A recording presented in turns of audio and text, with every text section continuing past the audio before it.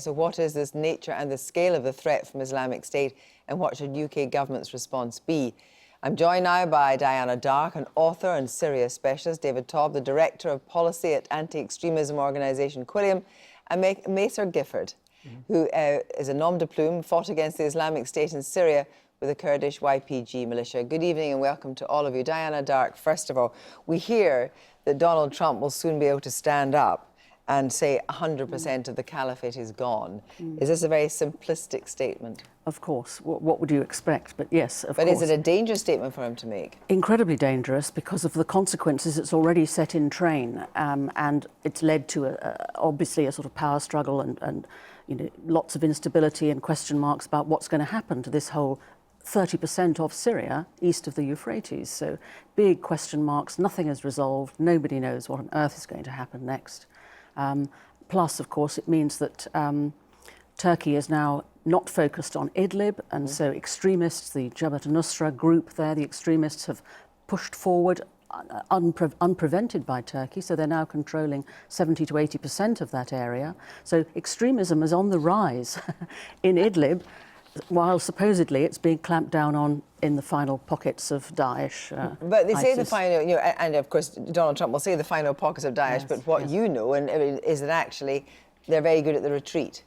And Yes. what they'll be doing is moving quietly around in sleeper cells.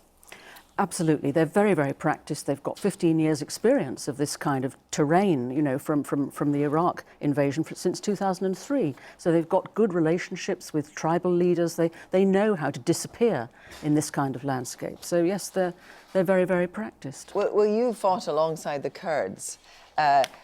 What's your experience, and what do you say to Diana's position that actually they're all around anyway? The threat is even greater in a way because it has dissipated. Absolutely. Well, the real challenge now is the difficult peace in Syria. We've done the hard work. We've defeated their so-called caliphate. The real challenge now is to make Syrians feel liberated. We need to invest in the country. We need to invest in their democracy to give them a voice and, well, really give them the tools to defeat ISIS in the long term, because it's the vicious ideology that's left behind that's the worst. And when you saw that at first hand, what was that like with the Kurds? I mean, how did they operate? Well, I think I've often said that to really appreciate how horrible the Islamic State is, what they've done to Syria, it's to see it up close. Sure, they've hit us in some of the most delicate places in our psyche in the UK, in Manchester, our kids, in Westminster with our democracy. But what I saw on the ground was entire communities devastated, entire generations murdered, young men and boys killed in ditches, young girls sold into slavery. So what we've fought against here is really the very worst of humanity. And of the people that make up ISIS, we don't know how many really are British, do we? We have a good idea because we think there's many hundreds of women and children there, but we know that there's many hundreds back here as well.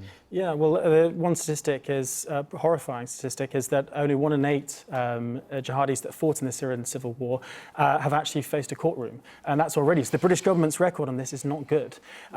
So what I hope is that new legislation is introduced that will tackle them. Diana Darke, what about that? Only 1 in 8? Well, it doesn't surprise me, actually. And I think the other thing, you know, we're busy talking about ISIS as if this is the only problem in Syria, but it's very important to remember that the problem, the whole reason behind the Syrian war, the uprising against the Assad regime, I mean, Assad is still there, the problem is still there. And although the military battle is winding down, the social and economic war is only just beginning.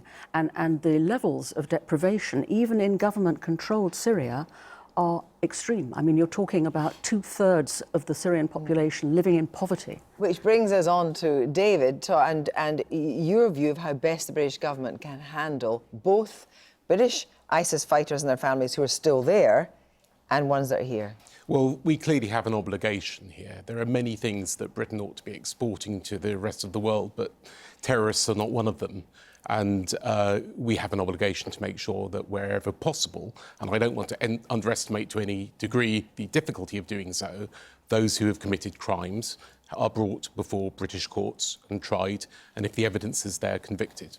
But we know today that there's been a new power as part of the Counter-Terrorism Border Security Bill, which got royal assent today, which makes it easier to prosecute returning jihadis.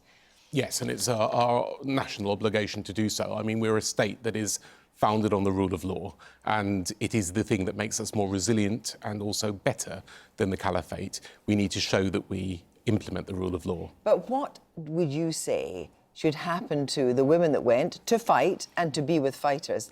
Children aside, because Russia took children alone, France took women and children but have separated the women and children. Should the women that went there be treated in exactly the same way? I really do think that. The Kurds have been quite clear. They've turned to Europe and they've said, please pick up your trash. At the end of the day, thousands of Britons, Frenchmen, Germans came over to Syria to ruin Syria, to murder people, to commit terrible atrocities. And now the Syrians have defeated them, and they're currently in camps now being fed by the Syrian people who are going through terrible hardship, as we've just heard.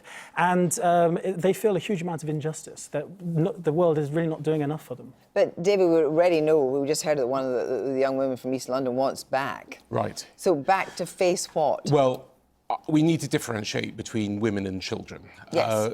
But then what about the radicalisation of children who are then maybe 12 and 13 now? How do we help them? Well, the starting point is that the age of criminal responsibility in Britain is 10, which is pretty young. Children from the age of 9 or 10 will have received potentially military training. They will have been radicalised. But that doesn't mean that all of them are effectively time bombs waiting to go off. We have obligations, international obligations under the optional protocol, which obliges this country to take steps to rehabilitate and socially integrate those who return. Children have to be treated separately, and that is the way our criminal justice as a whole works. So might we do what France has done, which is bring women back but separate them from their children? Well, I think that children are only brought back in France if they have the explicit permission of the mothers. But we do have an obligation to save children from being rendered stateless. Well, and I'm going to talk to you in a minute about the anti-radicalisation programmes, but Diana Darke, what is the threat from ISIS in the UK? Is it the spread of ideas, or is it the threat of an actual attack? I think it's the threat. Well, it's both, but I think it's potentially the threat of an attack. The ideology is very powerful. Because we know that MI5, what is it, 20-odd thousand people are of interest already. But again, I think it's very important to say that here we are focusing on this tiny numbers. I mean, only 1% of the Syrian population joined ISIS. Yeah. It's not really anything to do with Syria, nothing to do with it. And because a few British people are involved, this is what we, the international community, focus on at the expense of the much, much bigger problem. 2 million Syrian children, that's half the numbers of children in Syria, have never known anything but war. And they're orphaned, uneducated. That generation, what are they going to feel? What are they going to grow up to become? They are natural recruitment territory for the new wave of ISIS 2 or whatever's coming. But the complexity of that, of course, is that Syria is under the control of Assad. Yes. So how far do we go, for the greater good of the children, knowing that Assad is the one that we are leaving in power? Well, this is the huge dilemma, and we've just left it all too late now, because we've abdicated all responsibility. Russia's taken over. Russia's calling the shots, and sadly we are left a bit impotent at the moment. Are we impotent now then? We're not impotent. There are things that we can do if we think intelligently and carefully about how we approach returnees. Returnees are going to fall into one of three categories. There will be those who are disillusioned, who went out with a dream of a caliphate which turned into a nightmare. And they are probably the easiest to rehabilitate because they've already decided that what's gone on is an appalling disaster. And Or have they decided that they have to get out quick? Well, the difficulty, of course, is going to be working out which ones are genuinely disillusioned and who are pretending to be so to get back home. And there will, of course, be people who fall into a second category, who are those who are dangerous. And we already know Medina Mouche, for example, who is on trial in Belgium for a massacre at a Jewish museum, looks as if he was trained and quite possibly sent back to Europe in order to commit atrocities. So they are the people who are going to need the closest focus. But there are also going to be people there who are disturbed, and those who are disturbed are going to need mental health treatment as part of the package. But you have, as you say, seen ISIS at first hand, seen the way they operate. Do you have sympathy for example, the young girl, which not so much of a young girl now, who says she wants to come home? I mean, what should the British government's response be to her? Well, quite strict. We mustn't forget now that in 2014, where at the height of the crisis, where Mosul fell, where we saw the Yazidis trapped in cages, it was ladies like that who decided to go out to Syria.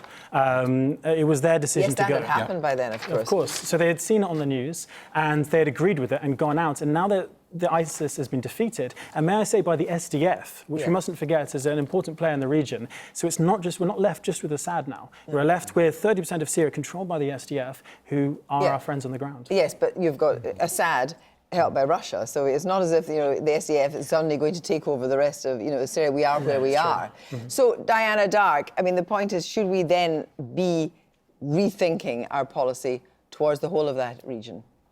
Well, of course we should. I mean, but sadly, there has been a complete lack of any coherent Syria policy. I mean, Obama didn't know what to do, and the legacy was to leave this big vacuum, which ISIS came into. We should never forget that it took 2 years for ISIS to come into the scene, and when they took over Raqqa as the head of the caliphate, the rest of the world said, oh, well, who cares? Raqqa's just some provincial backwater.